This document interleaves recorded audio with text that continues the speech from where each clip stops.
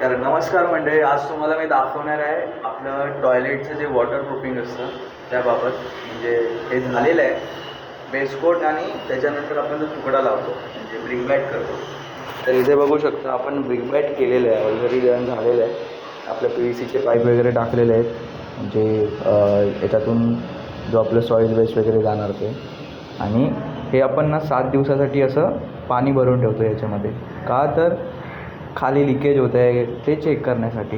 तर हे असं प्रत्येक टॉयलेटमध्ये आपण करून ठेवलेलं आहे. हे बघा, या ठिकाणी पण आपण केलेलं आहे. ही आपली CPची कन्सील आहे, ती पण ऑलमोस्ट डन झाली आहे. इथे आपला एक मिक्सर येणार आहे, तो अजून लावला नाही आहे.